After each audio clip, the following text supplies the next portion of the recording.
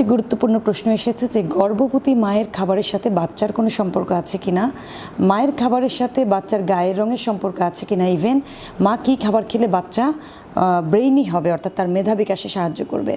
খুব গুরুত্বপূর্ণ প্রশ্ন এই কারণে যে অ্যাকচুয়ালি আমরা বলে থাকি যে মায়ের পুষ্টি মানেই শিশুর পুষ্টি, তার মানে মায়ের খাবারের সাথে শিশুর পুরো পুষ্টিটাই জুড়ে আছে। কাজে গর্ভাবস্থায় মায়ের খাবারটাকে অ্যালোকেট করা অনেক বেশি গুরুত্বপূর্ণ।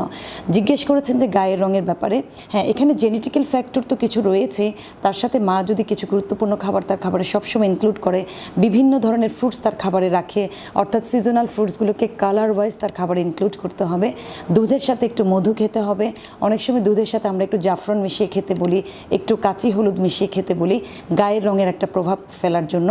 যারা বাচ্চার মেধা নিয়ে অনেক বেশি দুশ্চিন্তা করেন বা ব্রেইনের ডেভেলপমেন্ট নিয়ে, অবশ্যই গর্ভাবস্থায় এই বিষয়টিকে গুরুত্ব দিতে হবে, কারণ গর্ভাবস্থায় একটি শিশুর কিন্তু 25% ডেভেলপমেন্ট হয়।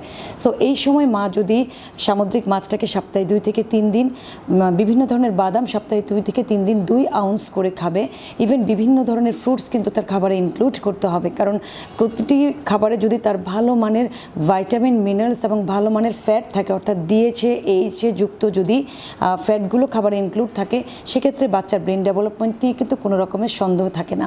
যেসব মা ভালোভাবে ফিশটাকে খেতে পারেন না, তাদেরকে বলবো যে আপনি চাইলে সাপ্লিমেন্ট নিতে পারেন, অর্থাৎ যখনই গর্ভাবস্থা থাকবে আপনি আপনার খাবারে calcium, vitamin D, omega 3, iron, folate এই খাবারগুলোকে অনেক বেশি গুরুত্ব দিতে হবে।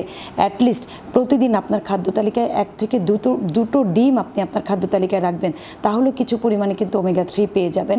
এবং সপ্তাহে 1 দিন আপনি চেষ্টা করবেন রেড মিট রাখার জন্য, যেখানে বি কমপ্লেক্সটা হাইয়েস্ট থাকে, কলিন হাইয়েস্ট থাকে, যা ব্রেনের নিউরো ট্রান্সমিটার হিসেবে কাজ করে। দর্শক বুঝতেই পারছেন, মায়ের পুষ্টি মানে শিশুর পুষ্টি। কাজেই গর্ভাবস্থার খাবারটাকে খুব সুন্দর করে সাজিয়ে নেবেন একজন পুষ্টিবিদের পরামর্শ অনুযায়ী।